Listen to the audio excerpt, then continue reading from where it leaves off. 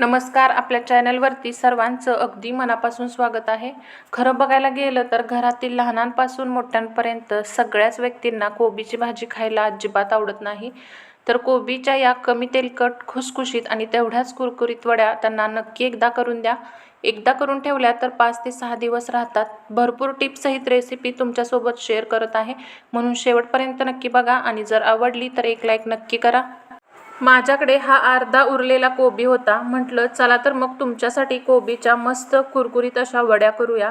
तर मग कोबी खिसणीवर किंवा सुरीने अगदी बारीक चिरून घ्यायचं आहे किंवा खिसून घ्यायचं आहे. जसं तुम्हाला तुमच्या सोयीनुसार जमेल तसं करून घ्यायचं आहे. तर इथे मी घरातल्या माझ्या खिसणीवर अगदी 2 मिनिटात असा हा अख्खा कोबी खिसून घेतला आहे. दुसरी महत्त्वाची गोष्ट की खिसलेला कोबी एखाद्या कपाने किंवा वाटीने मोजून घ्यायचा आहे. वाटीने मोजून साधारणतः 3 वाटी हा खिसून घेतलेला कोबी आहे. वड्यासाठी आपण एक वाटण तयार करणार आहोत. त्यासाठी मिक्सरच्या भांड्यामध्ये इथे मी 5 ते 6 हिरव्या मिरच्या घेतलेल्या आहेत, 10 ते 12 लसूण पाकळ्या घेतलेल्या आहेत आणि 1 इंच आलं घेतलेलं आहे आणि हे बारीक चिरून घेतलेलं आहे. हे सगळे जिन्नस तुम्ही तुमच्या आवडीनुसार कमी जास्त करू शकता. सोबतच 1 चमचा धने घेतलेले आहेत, अर्धा चमचा जिरे घेतलेले आहेत आणि हे मिक्सरच्या भांड्यामध्ये आपल्याला जाडसर असं वाटून घ्यायचं आहे. तर इथे आपला हा ठेचा तयार झालेला आहे. खिसलेला कोबी आपण आता या बाउलमध्ये काढून घेणार आहोत. हा 3 वाटी खिसलेला कोबी आहे. यामध्ये आता आपण हा ठेचा घालणार आहोत आणि हा कोबीवरती घालून घेणार आहोत. ठेचा घातल्यामुळे वड्या अतिशय चविष्ट आणि मस्त होतात, त्यामुळे नेहमीच ताजा ठेचा करून घाला. आता यामध्ये आपण पाव चमचा हळद घालणार आहोत, अर्धा चमचा काश्मीरी लाल मिरची पावडर घालणार आहोत, त्यामुळे वड्यांना रंग अगदी छान येतो. अर्धा चमचा इथे आपण मीठ घालणार आहोत. मीठ तुम्ही तुमच्या आवडीनुसार कमी जास्त करू शकता. पाव चमचा हिंग घेणार आहोत. हिंगामुळे वड्या पचायला जड जात नाहीत. बऱ्याचदा काय होतं, कोबीला थोडासा उग्र वास येतो, म्हणून जर 3 वाटी कोबी असेल तर 1 वाटी बारीक चिरून घेतलेली कोथिंबीर घालायची आहे, म्हणजे त्याचा वास कमी होतो आणि वड्याही अगदी छान आणि रुचकर लागतात. खाताना वाससुद्धा येत नाही. वड्या आतून पोकळ आणि हलक्या होण्यासाठी साधारणतः 2 चमचे आपण इथे कच्चे तेल घालणार आहोत. प्रथम काय करायचं आहे तर हे सगळे जिन्नस ना कोबीला आपण चांगले असे चोळून घेणार आहोत. जसं जसं कोबीला आपण चोळत जाऊ तसं तसं कोबीला स्वतःचं असं पाणी सुटतं. आता हे जे पाणी सुटेल ना, त्या पाण्यामध्येच मावेल तितकं पीठ घालून आपणाला हे पीठ मळायचं आहे. वेगळं एक थेंबही पाण्याचा आपणाला इथे उपयोग करायचा नाही, एवढंच इथे लक्षात ठेवायचं आहे.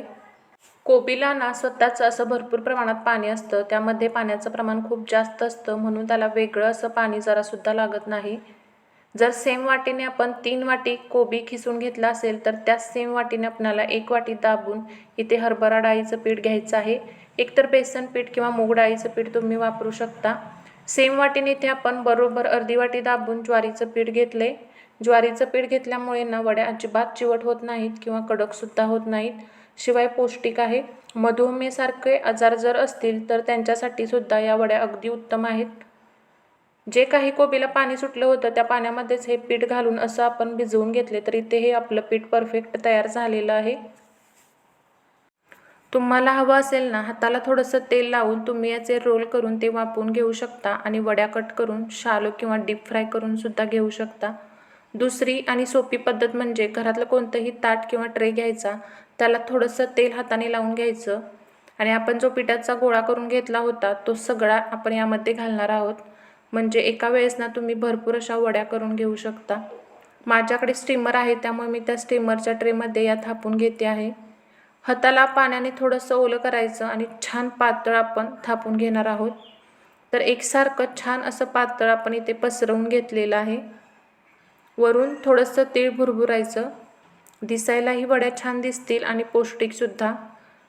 तर यामध्ये आपण ज्वारीचं पीठ वापरल्यामुळे त्यामध्ये खूप प्रमाणात फायबर्स असतात आणि कोंडासुद्धा असतो, तो आपल्या आरोग्यासाठी फायदेशीर असतो. तर अशा ह्या सोप्या आणि पौष्टिक पद्धतीच्या वड्या आपण इथे थापून घेणार आहोत आणि असे हे सगळे पांढरे तीळ यावरती पसरवून घेतलेले आहेत. आता फायनली आपण हा ट्रे वाफवून घेणार आहोत. माझ्याकडे स्टीमर होता, त्यामध्ये मी 2 ग्लास पाणी घालून झाकण लावून छान उकळी काढून घेतलेली आहे. आता त्यामध्ये हा ट्रे घालते आहे आणि याला झाकण लावायचं आहे. साधारणतः 20 ते 25 मिनिटं मध्यम आचेवरती आपल्याला हे वाफवून घ्यायचं आहे. वडी जितकी जाड किंवा पातळ असेल त्यानुसार वेळ कमी जास्त लागू शकतो. खूप पातळ वडी असेल तर 15 मिनिटात होऊ शकते. मीडियम साईजची असेल तर 25 मिनिटं लागलेली आहेत. 25 मिनिटं झालेली आहेत. गॅस जरी बंद केला तरी पटकन झाकण उघडायचं नाही. एक 5 ते 6 मिनिटं तसंच ठेवायचं आहे आणि नंतर आपण झाकण उघडलेलं आहे. झालेली आहे की नाही हे बघण्यासाठी मध्यभागी चमचा किंवा सुरी घालायची आहे. अजिबात इथं पीठ ओलसर दिसत नाही. परफेक्ट पीठ आपलं शिजलेलं आहे. बघू शकता मस्त सेट झालेली आहे. छान घट्टही झालेली आहे. खाली काढून घेतलेलं आहे. छान थंड झाल्यावर तुम्हाला हवे तसे तुम्ही काप करायचे आहेत. तुम्हाला जर तेल अजिबात खायचं नसेल तर नुसत्या वड्याही वाफवून तुम्ही घेऊ शकता. मस्त लागतात. जसं तोंडी लावण्यासाठी सुद्धा तुम्ही खाऊ शकता. एकदम मऊ झालेले आहेत. आपण थोड्याशा कुरकुरीत होण्यासाठी शालो फ्राय किंवा डीप फ्राय जसं तुम्हाला आवडेल तसं करू शकता किंवा जास्त प्रमाणात अशा वाफवून एखाद्या डब्यामध्ये घालून फ्रीजमध्ये 5 ते 6 दिवस ठेवू शकता. जेव्हा खायचे असतील तेव्हा रूम टेम्परेचर करायचे आणि नंतर हवं तेव्हा शालो फ्राय किंवा डीप फ्राय करून खाऊ शकता. आता आपण थोड्याशा तेलामध्ये या डीप फ्राय करणार आहोत.